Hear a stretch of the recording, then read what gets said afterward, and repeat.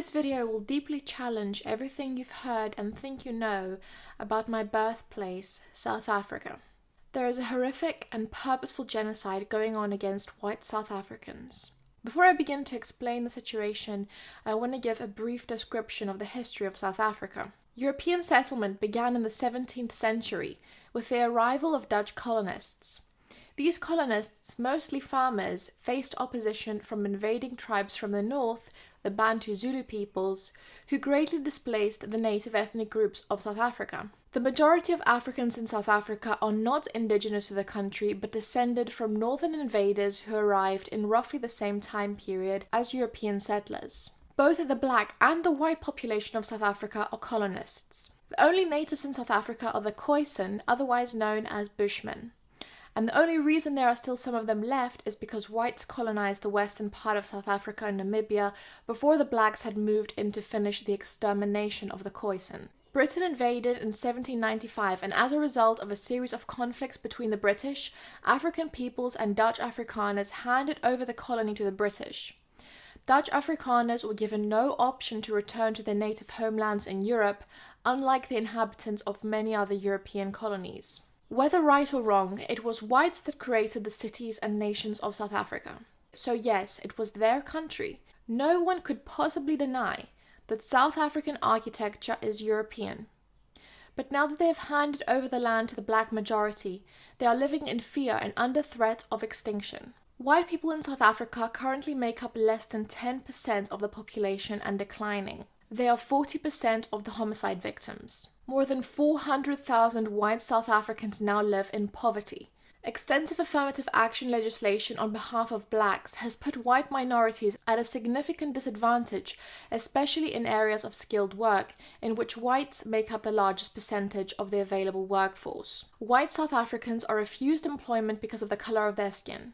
The Black Economic Empowerment Program has made it so that every department of a company is demographically represented at around 80% black. South Africa is the biggest welfare state in the world. 6% of the population contribute to 99% of all tax revenue. Thousands of white people are forced to live in squatter camps under inhumane conditions. And the white people who do own their own homes mostly live in gated communities and in homes with electric fences and armed response teams. White farmers are being attacked, tortured, maimed, raped, and murdered in the most violent ways. About 50 people on average are murdered in South Africa per day, of which at least 20 of them are whites. Seeing that white people make up only 9% of the demographics, the white murder rate in South Africa is astounding. According to the human rights organization Genocide Watch, the murder rate among South African white farmers is 4 times higher than amongst South Africans en masse. That rate increases every month after President Zuma sang this song.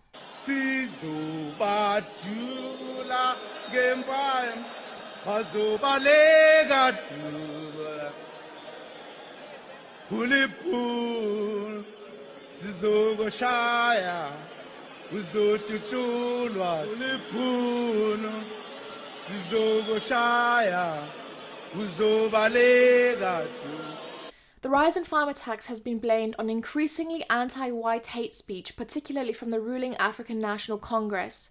South African President Zuma has pledged to expropriate land and white businesses from white owners and hand it over to blacks. The constant refrain of this song incites people to kill white farmers. Incentive for genocide has to come from somewhere.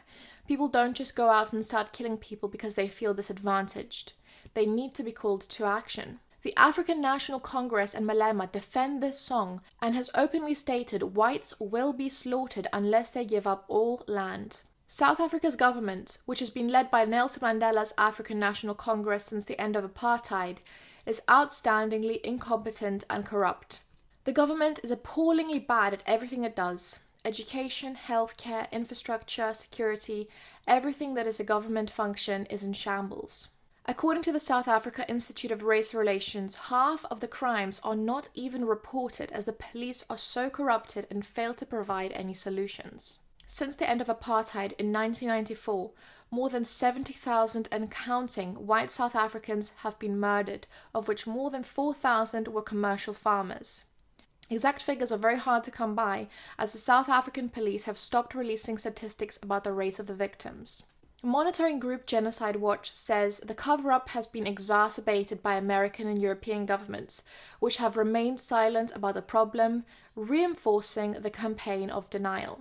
South Africa is about the most dangerous place you can be outside of a war zone.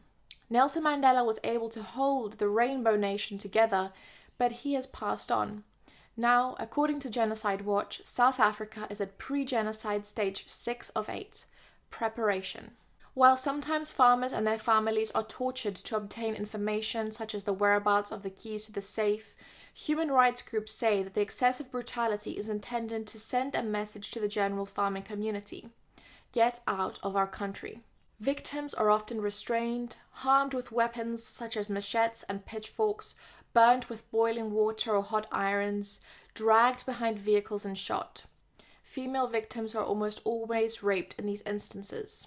And in many instances, fathers are tied up and forced to watch their wife and children be brutally raped and murdered right in front of their eyes before they are released.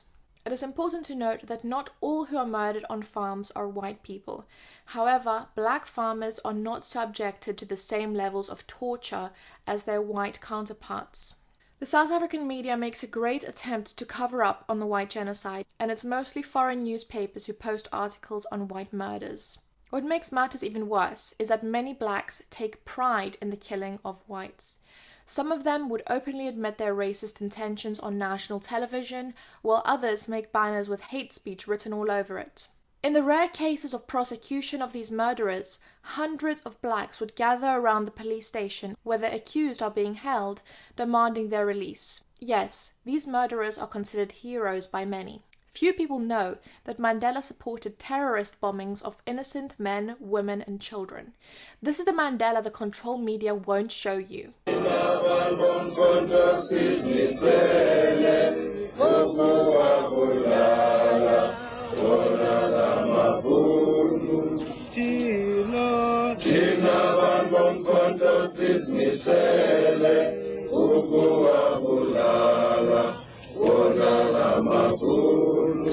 Mandela's wife Winnie likes to burn people alive with ties and gasoline. Necklacing is a method the ANC used to terrorize their opposition. White South Africans have been native for more than 350 years. Whites were farming in South Africa before Newton discovered gravity. If, however, no length of time erases the stain of colonization, it should be noted that the dominant Bantu peoples of today's South Africa displaced the Khoisan peoples who lived in South Africa before them. The Boers created a great nation, one so good for blacks that millions moved for the jobs, education, and medical care that the whites created. Before the ANC, less than 5% were unemployed. Now the unemployment rate is staggering. South Africa used to be the safest nation in Africa for both whites and blacks. Now it is the murder and rape capital of the world. As Malema and Zuma incite calls for genocide, whites are ready to fight back, and it will inevitably break out into a full-blown race war. South Africa was heavily demonized by the media when the apartheid fell. However, the fact that over 800,000 Tutsi were genocided by the Hutus in Rwanda was overlooked. Black ethnic genocides and wars have been happening in the Congo, Zimbabwe, Somalia, Ethiopia, Liberia, Botswana, and in many other African countries. But the media coverage of Africa focused solely on the safest, best, and freest nation of all of Africa. The media shows you pictures of different ethnic bathrooms in South Africa as proof of its evil, but now is completely silent on the horrific genocide that is going on. Thousands of white people are being tortured and murdered in the most barbaric, dehumanizing ways. As matters stands now, the South African government will not contribute to the struggle of white genocide. They are constantly throwing fuel on the high-burning fire of politically motivated murders, and they will not stop. Many South Africans are calling out to the rest of the world and have asked the EU for rights to return, fearing ethnic cleansing.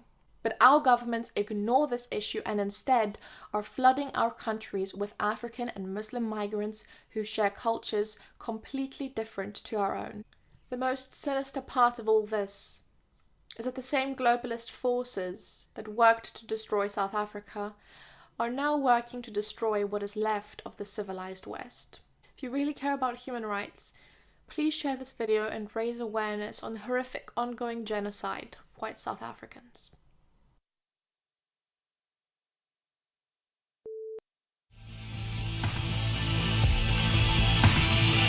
Hi guys, welcome. Thank you for tuning in. It's great to have you here. I'm Henrik. This is Red Ice Radio. If you are listening to the radio version of this show, just know that there's a video version available for you as well. First hour always on redice.tv and both hours on redicemembers.com. Today we have Simon Roche from Südlanders with us today, who is currently in LA on a speaking tour with a few of his colleagues. Thank you for coming on, Simon. It's great to have you here. Thank you very much, Henrik. So, just for those who are not up to speed in terms of what's going on in South Africa, let's assume that they consume regular mainstream media, they're tuning into this for the first time. Just give us the most basic rundown that you possibly can of what the situation is like right now in South Africa for the white European descendants that are living there. Very briefly, South Africa held universal elections for the first time on the 27th of April, 1994. So we've had 23 years of democracy. During that period, the crime rate has skyrocketed in South Africa. We are sometimes referred to as the rape capital of the world. Our murder rate is astonishingly high, and particularly the rape and murder of white people on farms, that is to say farmers, is beyond most people's comprehension. To illustrate the point for you, South Africa is a violent society, so it's to be expected that South African policemen, that they're attacked often and they die often. The rate of murder of South African policemen is amongst the very highest in the whole world. But it is just more than twice as dangerous to be a South African farmer. Now that, to most people, is incredible. It's a statistic that you almost don't expect people to believe because it's not believable. But it's a fact that the murder of white farmers in South Africa is double the rate of murder of policemen, which indicates for you how severe things are on a crime level. Coupled with that, the state has deteriorated drastically. We have a government and a state apparatus that is saturated with incompetence and unwillingness, if you like, with the result that the country is crumbling, as you can see from the images on that you're showing on the screen from our website, and there are many more like them, of different incidents in different places.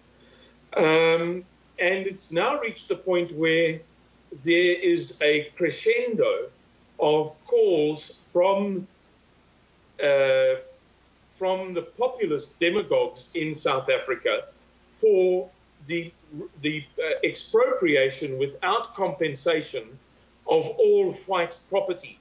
For example, the leader of the party that you can see, the people wearing red in what you have on your screen, those people belong to a party called the Economic Freedom Fighters. They're a party with millions and millions of support.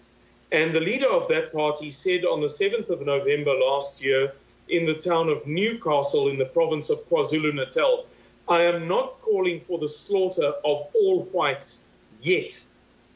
2 days later, his right-hand man said that,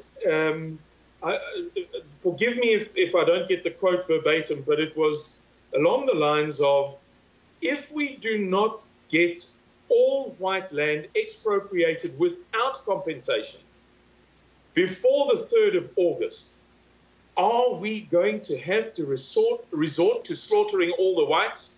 Now, I think I did get it almost verbatim as I was speaking. And, well, let me put it to you this way. I have to choose my words carefully, Henrik, but a very, very, very senior traditional leader, that is to say black traditional leader of a kingdom in South Africa said to me, in your culture, those statements could mean anything.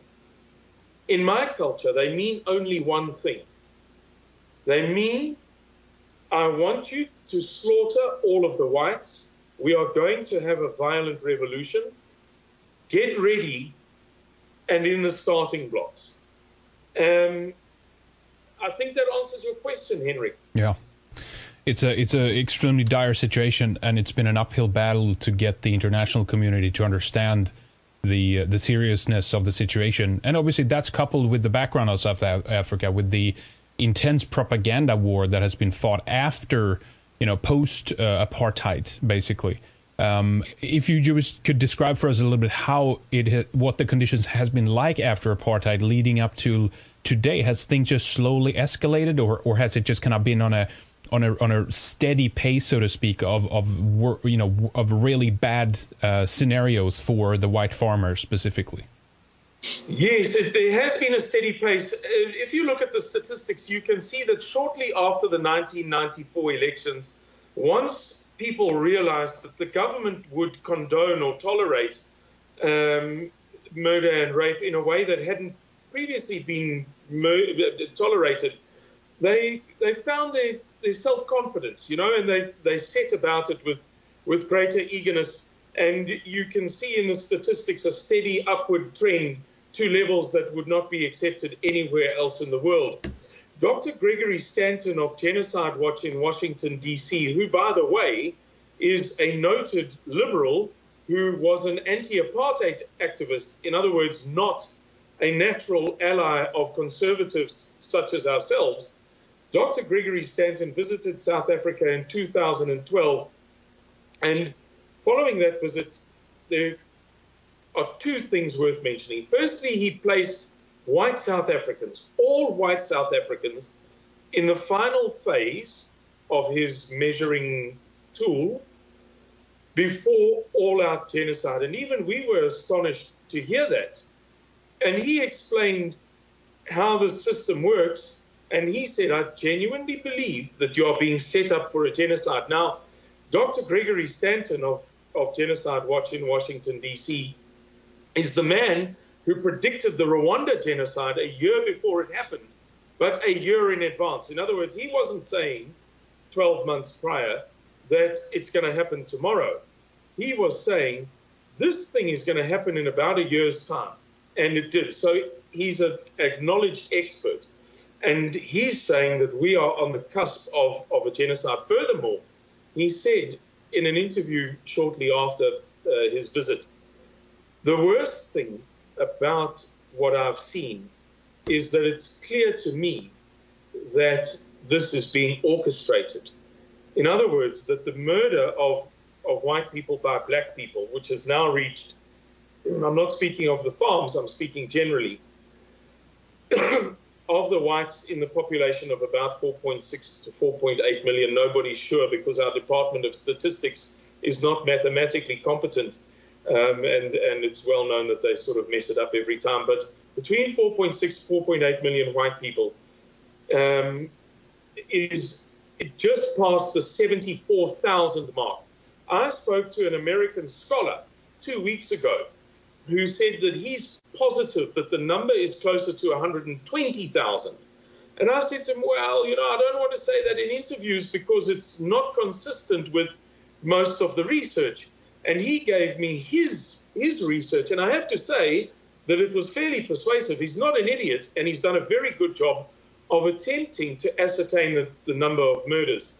Now, nobody knows the correct number because some years ago, the Minister of Safety and Security, that is to say police, justice, jails, the correctional system, penitentiaries and so on, stood up in Parliament following a barrage of criticism of how the government is handling crime.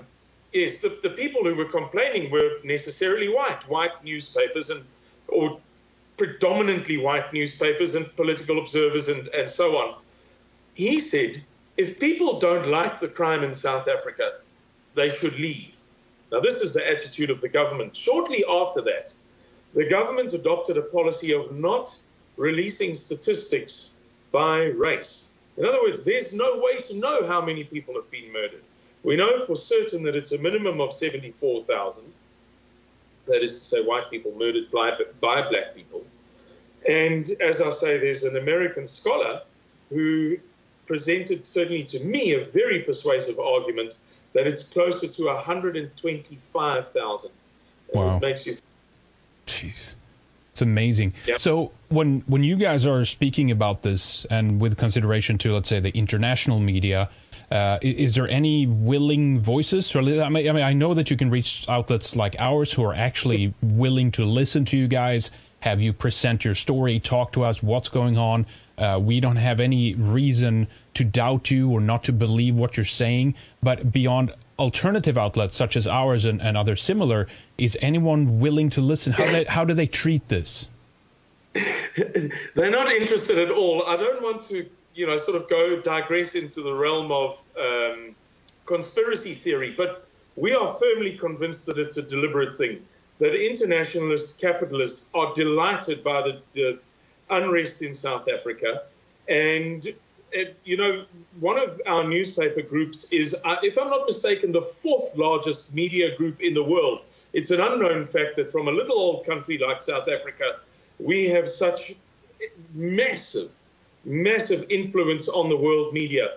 But that newspaper group, which is so internationalist, capitalist, and anti-nationalist, would never copy us, and with the result that you can read about lawn bowls tournaments on Monday morning in its newspapers, but you can't read anything about Saitlanders, for example, and other bad news, in their minds bad news, even though Saitlanders is the world's largest non-state owned, the world's largest civil defense organization. But we get no coverage, nothing, although we're a global phenomenon in terms of numbers.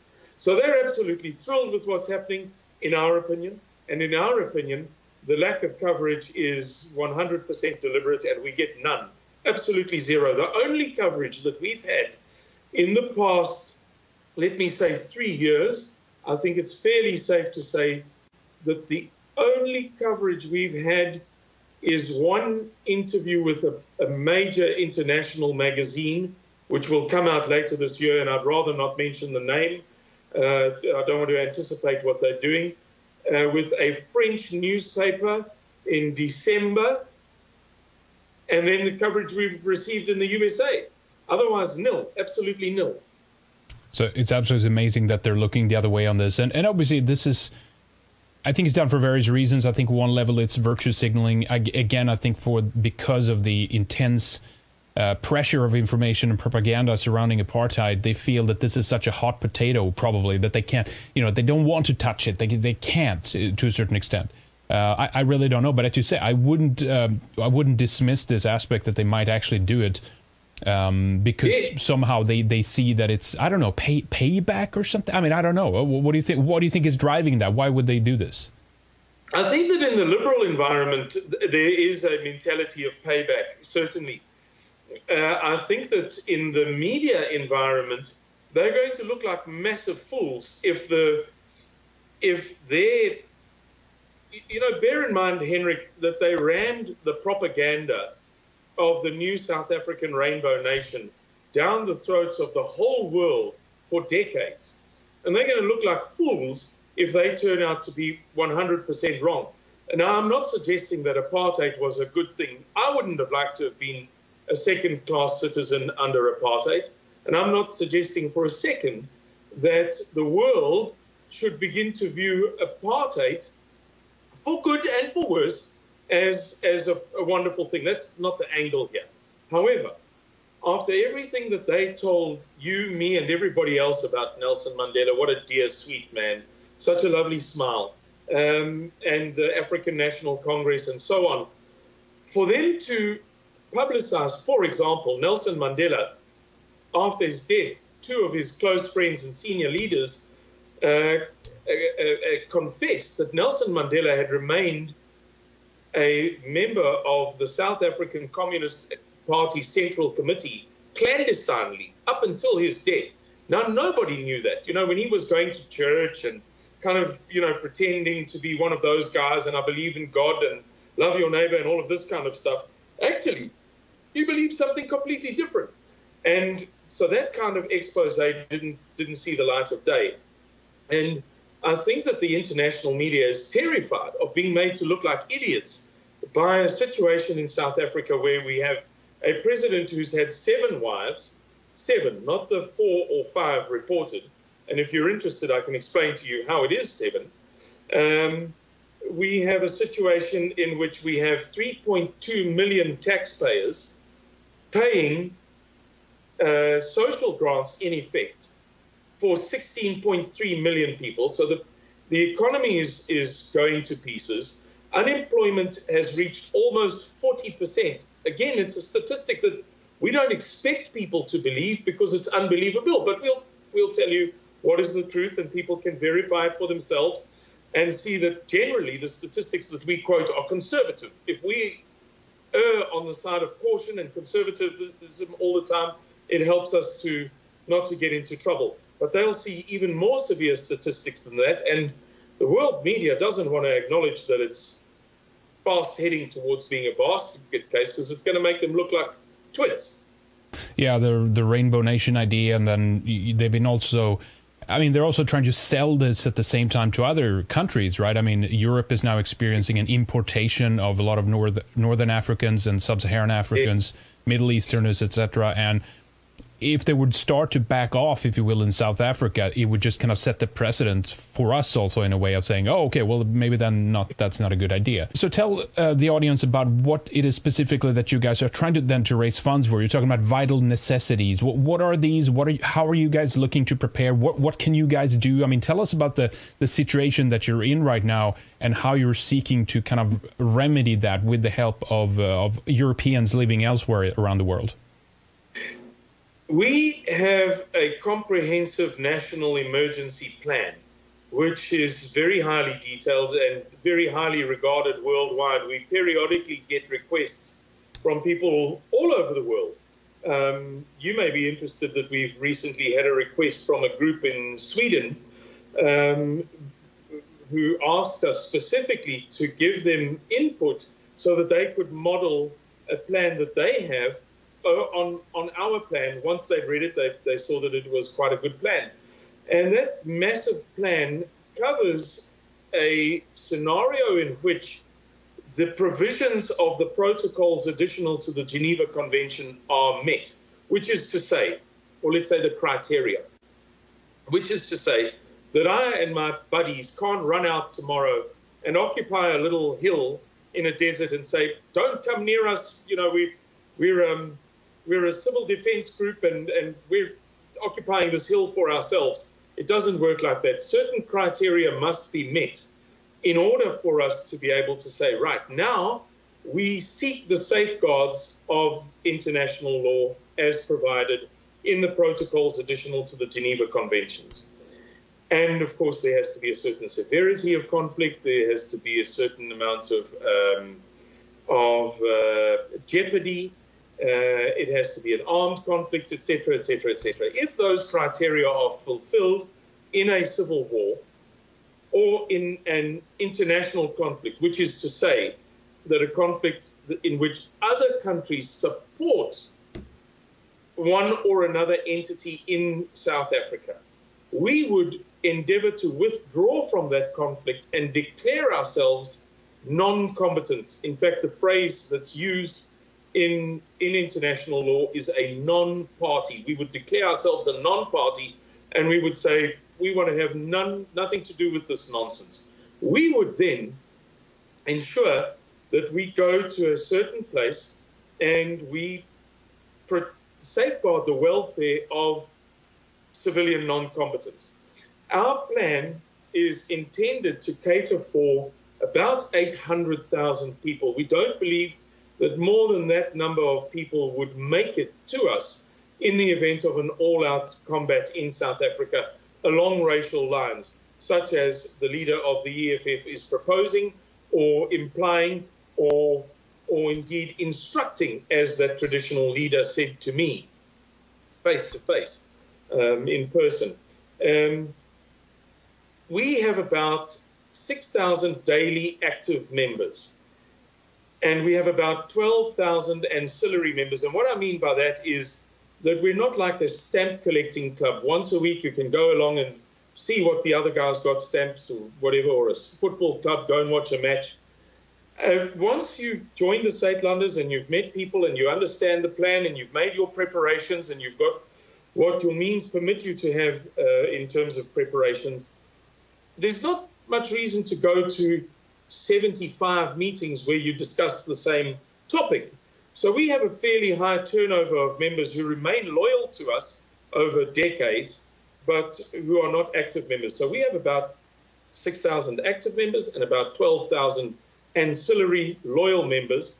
That's about 18,000 people. And if we include their families, then we come to well over 70,000 people, perhaps over 100,000. That core membership's responsibility is to ensure that other people threatened by conflict who are refugees are able to enter the safe zone that we create. Our plan entails, and the fundraising, as you originally asked, entails the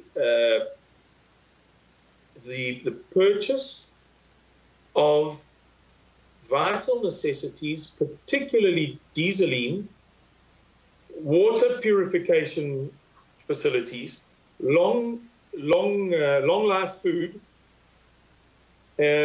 seed for future crops, and medicine and communications and logistical items. Those are the core elements of our plan, or the core material elements of our plan. So this is how dire the situation is then. So explain a bit more to us more directly what it is that's happening. You have, I think there's multiple things at the same time. You have Malema, of course, from the economic freedom fighters that are pushing the rhetoric. They're trying to radicalize a lot of people to turn against white people. How is he credible? I mean, is he just a fringe outsider at this point, or is he gaining more and more popularity from a political point of view? He's by no means a fringe outsider. Let me put it to you this way. On, if I'm not mistaken, the 6th or 7th of January 2015, our president said at a banquet dinner, all of South Africa's problems stem from the arrival of whites in South Africa at the Cape of Good Hope on the 6th of April, 1652. And again, this traditional leader, a senior traditional leader, he's the boss of an entire nation of people, said to me, in our culture, when you say things like that, you are declaring an enemy, a threat to you. In our culture, what that president said is, if you are miserable, the way to improve your circumstances is not to have these people here. Whatever problems you have wouldn't exist if we didn't have these people. He said, that is how we hear these things. And he explained to me, it's because Black African languages have a smaller vocabulary than English, which is a very logical answer. There's nothing wrong with it. So he said, there's less subtlety and nuance. There's less interchangeability of synonyms. Therefore, when people say things like that, it has a very specific meaning. And he said the other thing is that allegory, metaphor, in Black African languages is more particular and less versatile. So if you speak in a certain way, you have a specific intention. And he said, when the president says something like that, there are millions and millions and millions of people who are hearing that the president has declared an enemy of the people. There are other examples. The brother of our former president, whose name is Moeletsi Mbeki, has said recently that we are standing on the cusp of a civil war. There's another person, it just escaped my mind for a second, a very senior black leader, who said recently, a few months ago, that we are headed towards a civil war. His words, we are on our way to a civil war. So it's not just Julius Malema, although, as you can see by the photographs that you have on stage, people might write him off as peripheral. He's far from it. He has the support of many millions of people, including people who don't vote for him, people who are very loyal to their party, believe that he is correct. And if he called for a revolution tomorrow, we would expect to see far more people than just the 5 or whatever number of million people who support him in participating. So is this something that could be, does it just feel like it could be triggered at any moment? I mean, what made you and the group, you guys, kind of reach this point? Has it been this bad for just a long time? And you guys just said, all right, we gotta reach out, we gotta reach other people from other parts of the world because we're not getting the help internally in our own country, right? So obviously it served multiple purpose. You guys traveling around speaking about this is raising awareness of something which is probably the most covered up atrocity, I'd say, in modern times, frankly, with the brutality and the murders and the rapes and the open racism towards white people in South Africa. But what triggered you guys to finally take this step? Well, I'm just choosing my answer carefully. Henrik, you know, I don't want to sound like I'm proselytizing or evangelizing, but part of this scenario involves a series of prophecies that was given by a man 100 years ago, in which he described, he was a very well-known seer of visions and what have you, and with an impeccable record. And he told people that there would be a terrible, terrible struggle that would begin in South Africa after democracy, as it were. And in fact, it was so much so that he lost all of his credibility because nobody believed at that time that there would ever be black rule in Africa. Bear in mind, 100 years ago, in, let's say, 1900, when he gave many prophecies, around about 1900, up until his death in 1926, the world was just 2 generations or 3 generations away from the Berlin Conference, where Africa had been carved up by the European powers. Mm-hmm. And the world was still 2 generations away from the first black African countries having any independence. So it was a fantasy, a fiction, nonsense. But this guy said, there will be black rule in South Africa. And the first black ruler on the throne of South Africa would be deemed a saint by the world.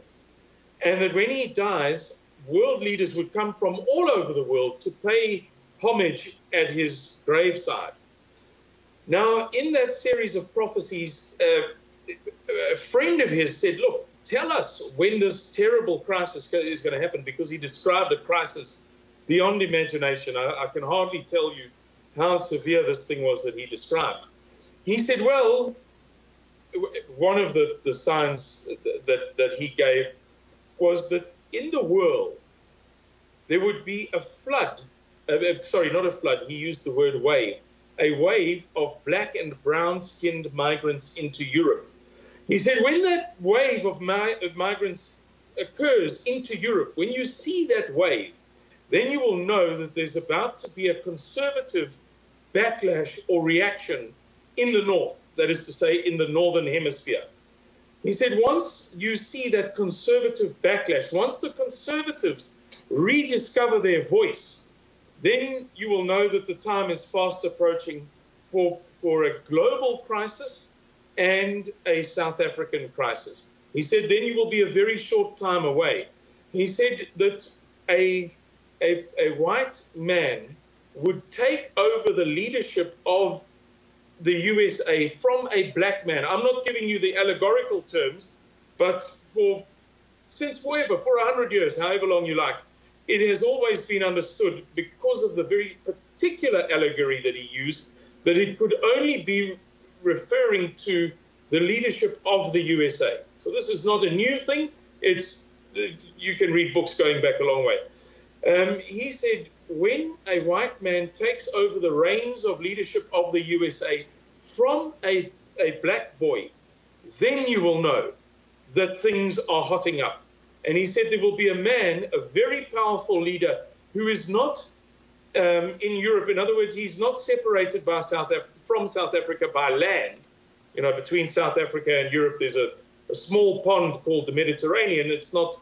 He used the sea. He pointed out that it was a man across the sea who has hair like a wig. And he said that man will be assigned to everybody. So I don't want to get into Trump's fro. Yeah. And how often is it ever going to happen that a white male takes, how many black presidents will there be? So we believe, without trying to persuade other people to share our beliefs, there's one country in the world that you can imagine people speaking openly about slaughtering an entire population group. You couldn't get away with it anywhere else in the world. But because of this mantra of idealism, this kind of narrative of this liberal narrative that's been forced down the whole world's throats about the new South African Rainbow Nation and Uncle Nelson Mandela and the Benevolent African National Congress, and it was never a terrorism organization, they were freedom fighters. Ironically, you have a situation in which they've got a license to say these perverse things. And that's the long and the short of it, really, Henrik, is that there's more than enough cause for concern. Yes, it is. So are you still then, you guys are still figuring that the most difficult aspect of this, well, of course, beyond the violence, obviously, and what you're experiencing, but reaching out to the world, is that people out there they're just not comprehending, they're just not understanding what's going on, and they can't accept that this is happening, right? It's just a denial, and if you bring this to their attention, they just deny it. I mean, I've read comments from white South Africans themselves, probably liberals or lefties or whatever, and they just they laugh at this, and you guys are crazy, right? I mean, what do you to say to these people if they're not experiencing or willing to look at this firsthand? What do we do, right? Yeah, I think, Henrik, my opinion is that we have to some extent, focus our efforts in the place where we're going to get the most reward. And I think that some people are beyond any persuasion. We will never, ever, ever convince some people that 1 and 1 equals 2. It looks like 11. We want it to be 11. The world, if only we loved each other more and all people are inherently good, all of this kind of stuff, they refuse to see the truth. They would much rather believe that it's prudent for Europe to take in 100 million refugees than to believe the very obvious logic that if you have a cake dough mix and you add an almond, a nut, and then 2, and then 6, and then 1,000, and then 10,000, that it's not going to taste like almonds. Right. Those people will never believe anything. They'll never understand anything, and they'll never approach this matter with intelligence. And I don't say this with hatred. Please don't get me wrong. But they will always approach it influenced by intellectualism rather than intelligence. In other words, they have been so heavily influenced by the liberal conditioning, and they are reaping the seeds sown so deeply by communism in Western society. As we know, as Nikita Khrushchev told the Minister of Agriculture, or what do you call it, Secretary of Agriculture, I don't know, in 1965, I believe, in the USA, he said, even if communism goes, we have sown seeds of liberalism so deep in Western society that it's going to be bearing fruit for decades and decades after we have gone. The point being that these guys want to be intellectual. They want to be persuaded by the BBC and CNN and ABC and NBC and CBS that they should think in a certain way. It makes them feel good. We have to focus on intelligent people, and I say this without loading the remark, without judgment, without patronizing anybody like yourself, who, in spite of the fact that however old you are, you've had 30, 35, whatever number of years of brainwashing in every single publication that you've ever come across, you've managed to maintain an intelligence whereby you can work out things for yourself. And you don't have to read Marie Claire magazine or Time magazine in order to have a thought. We have to focus on people like that. because we are wasting our time if we try to persuade people who are just never going to believe us. We can't win this situation unless we draw those closest to us, those people who have the most in common with us, nearer to us, and we stand firm. Yeah, absolutely. Well said. So we're going to take a break in a little bit here to take a pause and then continue with more in the second segment. There's much more to discuss and just getting into the details of everything that's happening and where you guys are going from here and so forth. But a couple of things I want to ask you about before we take a break. Obviously, we're going to alert people to the website, where they can go, how they can help you guys out. Maybe if they can even catch you somewhere in terms of the speaking tour. But what was the name of the it was interesting then. There's kind of a spiritual component to this, a backdrop to this. What was that gentleman's name who had this prophecy? You might struggle to find anything in English, but his name is, the best Google search term is not to use his first name, but to use the expression seer. So I'll spell it for you. S-I-E-N-E-R.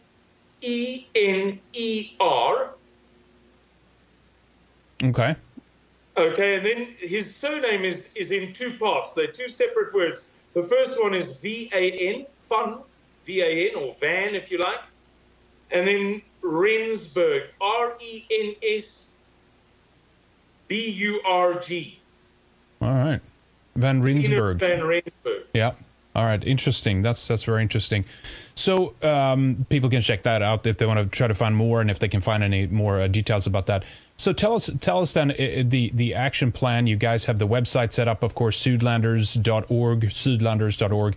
How can people help you out? Where can they go? What can they do? What do you recommend people to do that are concerned and want to help you guys out?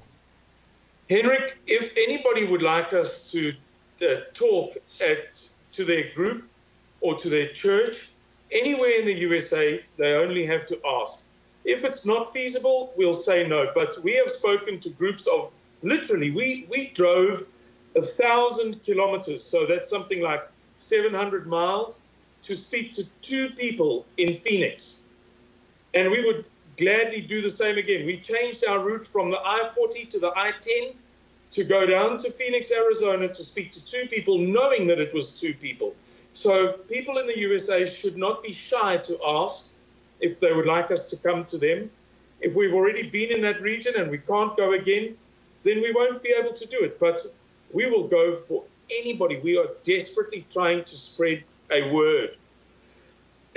And it's a fundraising tour, but people needn't pay fees up front. If they can only give us $5 or $10 or nothing at all, that's okay. So to answer your question, we'd like to speak to people. We'd like people to invite us to go and speak to them. We'll be speaking to about 50 people this coming weekend in Oklahoma City. We'll be speaking the following weekend in Columbus, Ohio, to about 30 people. And in Cadillac, Michigan, we'll be speaking to about 100 people. And the following weekend, we'll be speaking to 30 to 40, I beg your pardon, sorry, about 50 select invited guests in the Pacific Northwest, not far from Seattle, but that's invitation only. We have an open diary for the future. We will remain in the USA for as long as it takes for us to get the word out, and for as long as it takes for us to raise the funds that are required to look after mommies and babies in the event of a civil war. Yes, that's it, Henrik. Very good. So have you noticed that there's a large population in America, clearly, but there's also, there's a large population in Europe overall. Is there a difference in reception if you compare America as opposed to Europe? No, I wouldn't say so. We've had very similar receptions from France, Italy, Sweden, Germany, Britain. We've had a very, very terrific response from a few people in Britain. Yeah, I would say that the response has been similar. There seems to be a consistent sort of discourse when we engage with them. they're all very concerned about the irrationality of the world that they're living in. And that refers to a few things. And they're all saying, look, you as a conservative organization representing a people which is clearly embattled and clearly standing on the cusp of a potential crisis, we want to help you for this reason and in this way. Now, I would say that the responses have been pretty similar. All right, very good. Well, we have much more to discuss, ladies and gentlemen, so do stay with us in the second segment. We're going to talk more. Suedlanders.org is the website. Please check it out. Go there. You can donate through the site as well, I believe. Right in the footer, there is a donation button, and that will help you guys out. Have you set a goal for what you would like to achieve, or is there any kind of, what do you call it, a benchmark or milestone that you'd like to reach with the trip? Yes, it's quite an ambitious goal, and it's not ambitious for the sake of ambition. It's ambitious because it coincides with a particular level and degree of preparation within a few $100,000. It just so happens, it's a lucky coincidence, but around about $10 million will permit us to provide a comprehensive presentation covering various things. It's about $9.98 million that we coincidentally came into. So ideally, it's $10 million, but that's very ambitious, and we're not hung up on it. We're not making this into some kind of materialistic thing. If we only raise a few $1,000s, well, so be it. We will stand and fight and die, as we have to do for our people, against a crazy barbarianism that is now conspicuous and everybody can see it. And if we don't have money, that's fine. We'll do the best that we can. Yeah, very good. Yeah, it's very difficult to get people to understand. To be honest, it's very, very difficult to reach people on this level, which is extremely sad, of course. But I think more and more people will get their eyes open. And as you can see, if you're watching the video right now, ladies and gentlemen, there's a Bitcoin link at the bottom of the footer, and also a PayPal donation button. So if you guys want to help out and help them reach the goal that they have set, which is not a lot, considering that they're have a contingency plan for about 800,000 people, which is a lot of people, obviously. But so do help out, do what you can. Please make sure that these guys can also remain in the U.S. and continue their speaking tour and raise awareness about this. So very good. We'll take a short break here, Simon. Stay with us. We'll be right back with more. We'll talk to you on the other side. Thanks. Well, ladies and gentlemen, this is the second hour plug that we do. If you enjoy this show, please sign up for a membership with us to catch the second hour. We have over 1,200 radio programs, archives going back to 2006. We do several new radio shows each week. On top of that, we also do individual videos. We do a live TV show that you can watch most Saturdays, exclusive for our members. And when you subscribe, you also get access to all Radio 314 shows hosted by Lana, and you can watch all the other video material, films, inside episodes, live coverage, etc. The whole gambit. So help us produce more, cover more, and bring on more people. So support independent alt-right media. Go to redicemembers.com and sign up right now to continue listening or watching the second hour with Simon Roche from Suedlanders. Thank you so much for listening. We'll be right back after the break.